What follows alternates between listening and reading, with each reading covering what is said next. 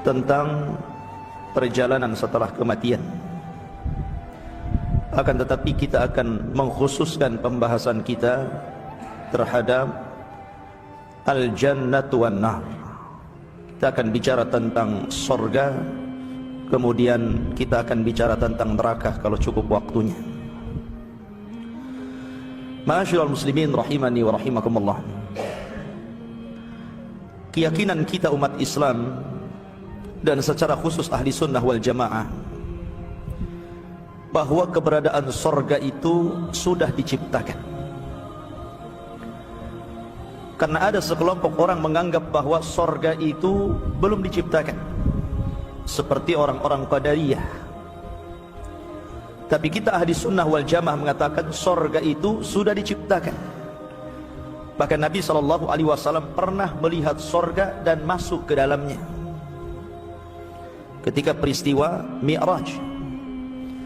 Nabi SAW naik ke atas, kemudian Nabi SAW diizinkan untuk melihat surga. Kata Nabi SAW, "Ittala'tul jannah fa idza hiya qasrun minadh dhahab." Aku diperlihatkan oleh Allah Subhanahu wa taala bagaimana kemegahan surga itu. Tiba-tiba di hadapanku aku melihat sebuah istana yang seluruh bahan bangunannya dari emas. Anda bisa bayangkan, bahan bangunannya dari emas. Kalau bahan bangunan di dunia ini kan terangkai dari bata, semen, batu, macam-macam gitu. Itu bahan bangunannya itu dari emas, kalau enggak emas perak itu saja. Sehingga Nabi SAW bertanya, "Liman hada ya Jibril?" Untuk siapa ini Jibril? Bagus sekali istana ini. Maka Jibril kemudian menjawab, "Li rajulin minal Arab." Untuk seorang laki-laki anak muda dari bangsa Arab. Kata Nabi SAW, "Fadhanantu annahu ana." Saya sangka itu saya, karena saya orang Arab. Kemudian dia bertanya lagi, "Liman hadha ya Jibril?" Tolong jelaskan untuk siapa.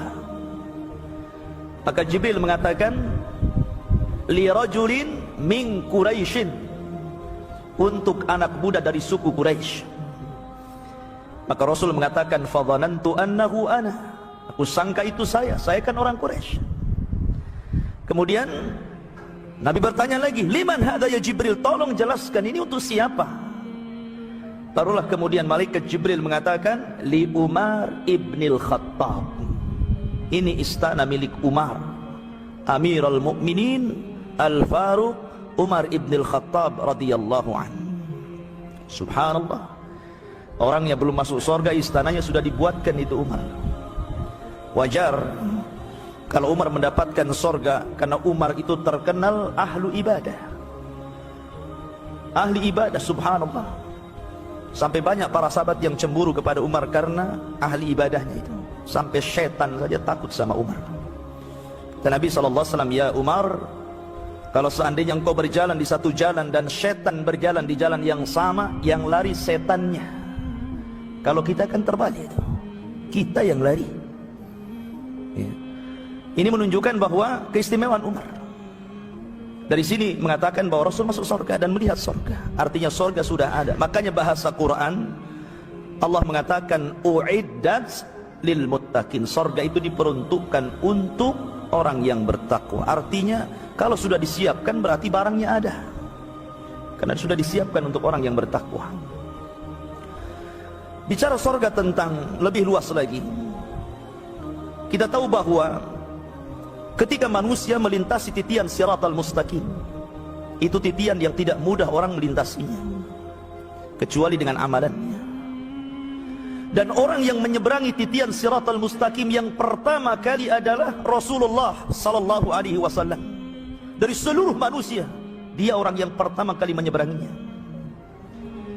Setelah kemudian dia berhasil menyeberangi, maka dia akan berdiri di ujung siratal mustaqim. Setiap ada umatnya yang lewat, maka dia mengatakan, "Rabbi salim salim, ya Rabb selamatkan dia, ya Rabb selamatkan dia." Ada yang selamat, ada yang masuk ke dalam jahannam. Apabila seseorang yang terakhir sudah melintasi siratal mustaqim, maka mereka akan berdesakan di pintu-pintu surga. Kata Nabi SAW, sayati alaikum zamanun syadidun minaz ziham. Akan datang kepada kalian zaman di mana kalian akan berdesak-desakan di pintu surga. Padahal surga itu daun pintunya saja, kata Nabi SAW, sejarak arba'ina sanatan. Kalau kita berjalan 40 tahun, itulah lebar pintu dari ujung ke ujung. Sebesar apa itu pintunya tuh? Nggak ada tukang yang sanggup membuat pintu selebar ini. Ya kan? Ya wajar, karena memang surga itu Allah Subhanahu wa taala jelaskan, wasari'u ila maghfiratin min rabbikum wa jannatin arduhas samawat wal ard. Bersegeralah kalian meminta ampunan Allah, karena besarnya surga itu seluas langit dan bumi. Ya wajar kalau pintunya juga besar kan begitu. Tapi manusia berdesak-desakan di situ. Dan mereka berdesak-desakan di pintu-pintu surga, karena pintu surga itu kan ada 8-nya. Beda dengan pintu neraka ada 7. Kenapa pintu surga lebih banyak daripada pintu neraka? Karena rahmat Allah itu lebih luas daripada kemurkaannya. Orang kalau melakukan banyak dosa, kemudian tobat kepada Allah, berapapun dosa Anda, Allah ampuni. Karena memang rahmat Allah luas.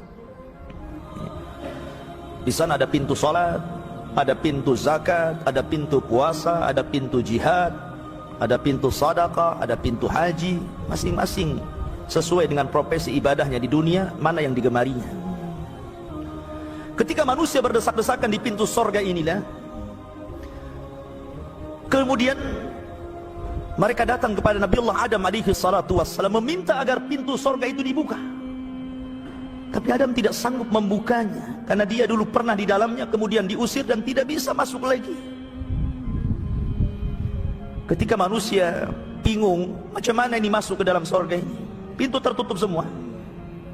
Disitulah kemudian muncul seorang laki-laki, penutup para nabi dan rasul, sayyidul awwalina wal akhirin, sayyidul anbiya'i wal mursalin, Muhammadin sallallahu alaihi wasallam. Muncul Nabi kita yang mulia alaihi salatu wassalam, kemudian mendekati pintu surga. Kata Nabi sallallahu alaihi wasallam, fa ana awwal man aftatihu babal jannah. Sayalah orang yang pertama kali membuka pintu surga. Dan ini syafaat. Di antaranya syafaat itu ada orang yang sudah divonis masuk surga tapi tidak bisa masuk surga kecuali karena syafaat Rasul. Kalau pintu tidak dibuka Rasul, mereka tidak akan masuk surga. Mereka akan bujubal saja di pintu-pintu itu. Tapi ini syafaat Rasul, diketuknya pintu surga itu. Kemudian penjaga pintu surga, malaikat Ridwan, mengatakan, man ant? Siapa kamu? Maka Nabi SAW mengatakan, ana Muhammad. Subhanallah, tawadhu ikhwan, saya Muhammad. Rasul tidak menyebutkan title-nya, saya Nabi, saya Rasul, tidak. Rasul mengatakan saya Muhammad. Itulah bentuk tawadhu. Zaman sekarang kan tidak, baru RT saja saya RT, saya RW gitu. Itu baru RT itu. Sebutkan title-nya dulu baru namanya gitu. Ini menunjukkan tawadhu, rendah diri. Kemudian dibukalah pintu surga itu. Seluruh malaikat mereka mengucapkan salam. Makanya Allah Subhanahu wa taala sebutkan salam mereka, salamun alaikum bima sabartum fa ni'ma uqbad dar. Keselamatan bagi kalian, salamun alaikum, karena kalian telah bersabar di dunia, sabar dengan perintah, sabar menjauhi larangan, dan sabar dengan menerima takdir Allah. Maka ini tempat fa ni'ma uqbad dar, ini tempat terbaik untuk kalian. Seluruhnya masuk ke dalam surga sesuai dengan ibadahnya. Maka bagi ahli puasa yang memang di dunia Allah Subhanahu wa taala gemarkan dia dengan puasa, suka puasa Senin Kemis, puasa Daud, pokoknya dia gemarkan puasa, apalagi Ramadan, maka mereka akan masuk di pintu Rayyan. Itu khusus untuk orang puasa tuh. Tidak ada yang lain. Apabila orang-orang yang puasa masuk dari situ, maka setelah masuk semuanya tertutup. Adakah orang masuk dari seluruh pintu? Ya, ada. Salah satunya Abu Bakar Siddiq radhiyallahu an, dan seorang wanita. Ini perhatikan ibu, wanita itu Allah berikan pilihan masuk dari pintu manapun yang disukai, asal memenuhi 4 kriteria. Kata Nabi SAW, "Idza sallatil mar'atu khamsaha wa shamat syahraha wa hafidat farjaha wa ata'at ba'laha qila laha udkhulil jannah min ayyi abwabis samaniyati sya'at." Apabila seorang wanita menjaga solat 5 waktunya, lah laki-laki kan juga harus menjaga, ya, tapi perempuan itu harus lebih menjaga lagi, Bu ya. Apalagi ibu sudah tahu ini hari kebiasaan haid. Kalau memang datang waktu duhur, tahu nih hari ini kebiasaan haid, cepat sholat duhur, jangan-jangan nanti keluar. Makanya harus lebih dijaga lagi. Wa shamat syahraha, lebih menjaga lagi puasa Ramadan. Kalaupun punya hutang begitu kan, terkadang seorang wanita malas, dibiarin hutang Ramadan sampai Sya'ban tahun depan. Kalau sudah datang Sya'ban tahun depan, cepat bayar. Jangan-jangan 1 minggu setelah Ramadan mau bayar, datang tamu merahnya. Akhirnya 1 tahun ditinggal hutangnya. Makanya jaga sholat, jaga puasa, jaga kehormatannya, jaga kemaluannya, dan taati suaminya. Kalau wanita ini menjaga 4 perkara, silahkan masuk sorga dari 8 pintu sorga yang ibu-ibu sukai. Tuh kan, masuk sorga mudah, Bu ya. Tapi kenapa Nabi SAW melihat neraka kok banyak ibu-ibu ya dibandingkan bapak-bapak? Karena wanita itu masuk neraka bukan karena tidak sholat. Sholat kadang rajin sholatnya, bukan karena tidak puasa, paling rajin puasanya, paling rajin sedekahnya. Lah kenapa kemudian wanita-wanita lebih banyak masuk neraka dibandingkan masuk surga? Karena wanita itu yakfurnal ashir, mudah kufur kepada suami.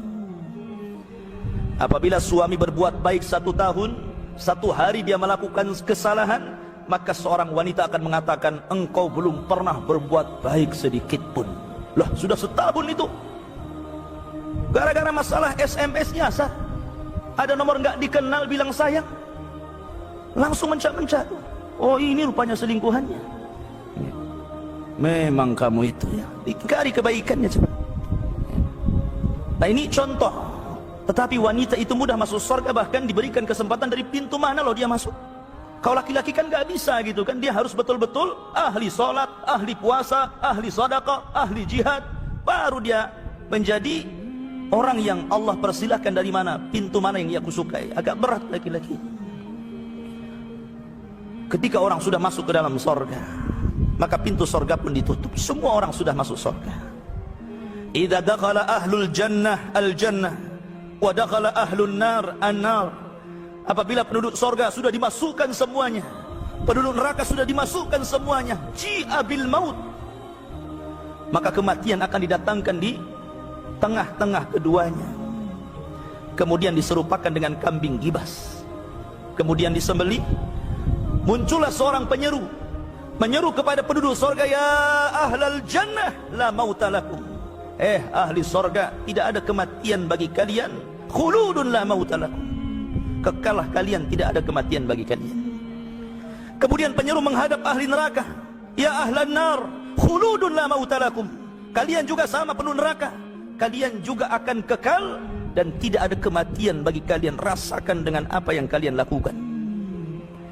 Maka keduanya dikekalkan. Innal ladzina amanu wa amilus solihat ulaika ashabul jannah hum fiha khalidun.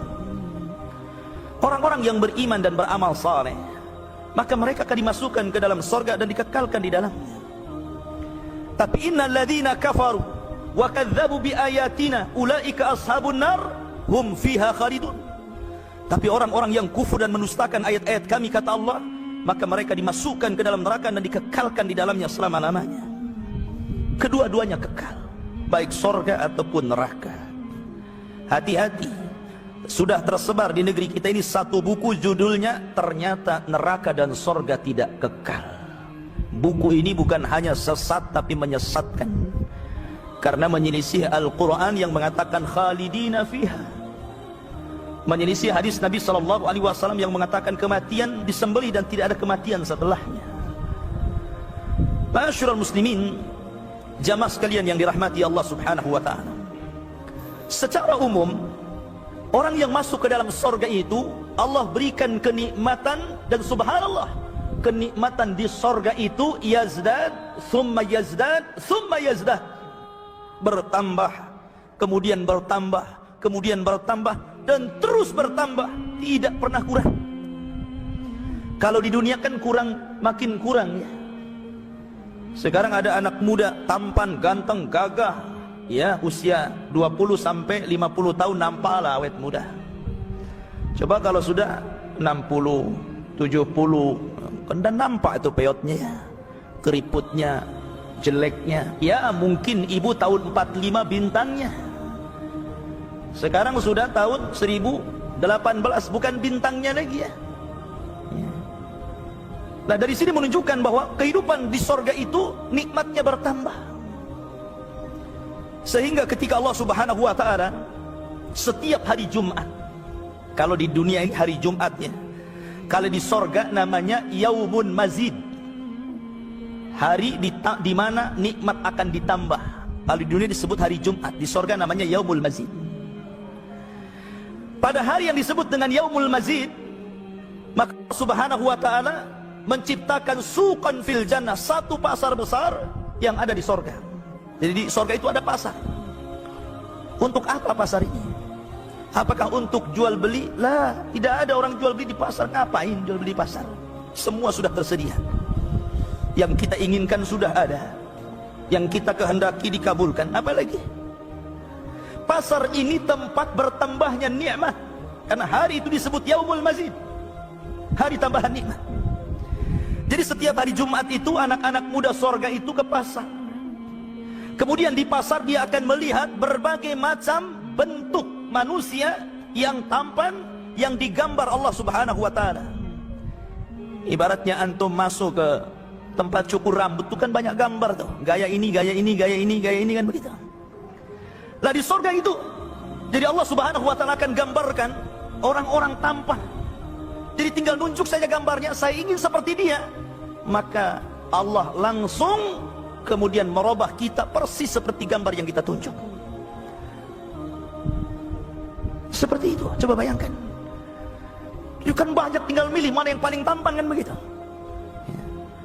Tinggal tunjuk saja, maka dia akan berubah seperti yang di situ. Makanya ketika dia pulang, istrinya nggak kenal. Dia mengatakan istrinya, laqad izdaztum husnan wa jamala. Suamiku, rupanya engkau makin tampan, makin gagah, makin maco gitu kan. Dan suaminya juga mengatakan, kamu juga makin cantik, makin molek, dan begitu seterusnya. Jadi antum yang tidak merasa tampan, jangan kecil hati. Tak perlu kecil hati antum. Di sorga itu Masya Allah gitu kan, tinggal tunjuk, nanti seperti itu. Itu fungsi pasar itu.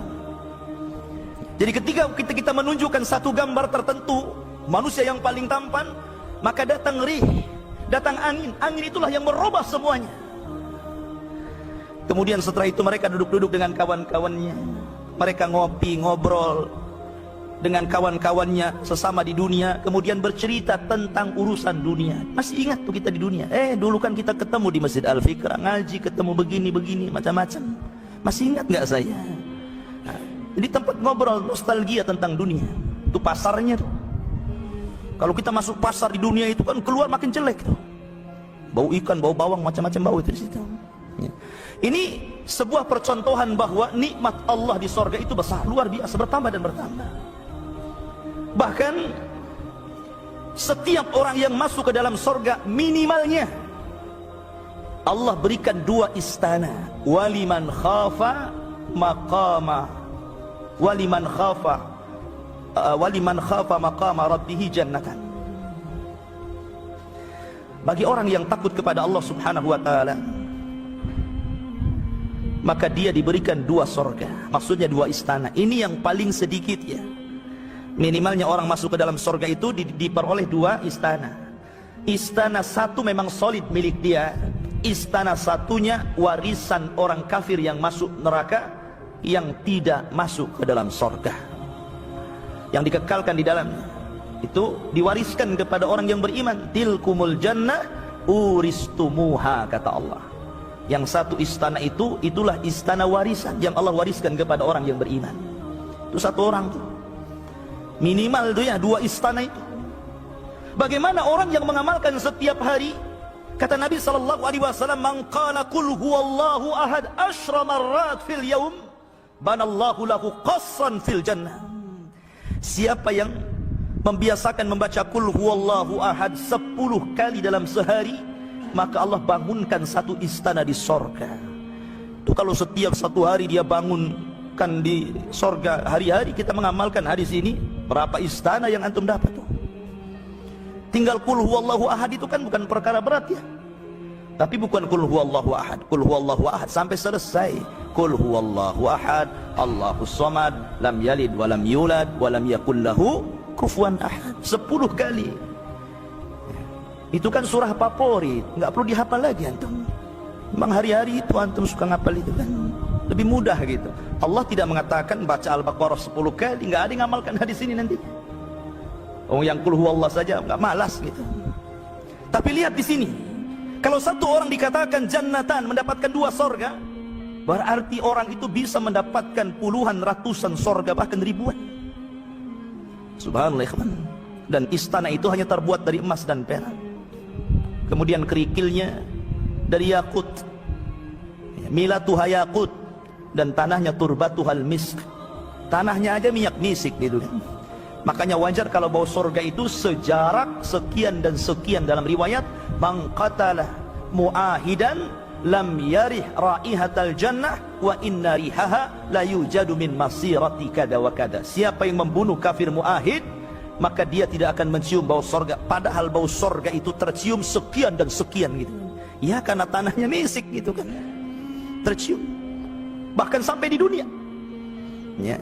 Seperti perkataan siapa? Anas ibn Nadir dalam perang Uhud.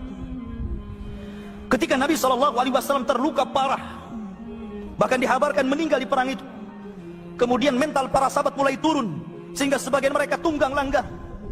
Maka Anas bin Nadir ingin memberikan motivasi jangan sampai mereka keluar dari peperangan. Kata Anas bin Nadir, wallahi demi Allah, inni la ajidu raihatal jannah min kibalil Uhud. Demi Allah, aku sudah mencium bau sorga di balik bukit Uhud ini. Sampai ke dunia tuh harumnya. Jaraknya luar biasa gitu kan. Masyurul muslimin, jamaah sekalian yang dirahmati Allah Subhanahu wa taala. Dan setiap laki-laki paling sedikit Allah berikan 2 istri. Paling sedikit ini. Dan perempuan di sorga itu ada 3. Ini khusus laki-laki, Bu ya, dengarkan saja Ibu ya. Perempuan di sorga itu ada 3. Pertama, istrinya sendiri, wanita-wanita dunia yang masuk ke dalam sorga, dan dia adalah ratunya. Tidak bisa ditandingi kecantikannya, kemolekannya, keindahannya, sehingga tidak mungkin cemburu.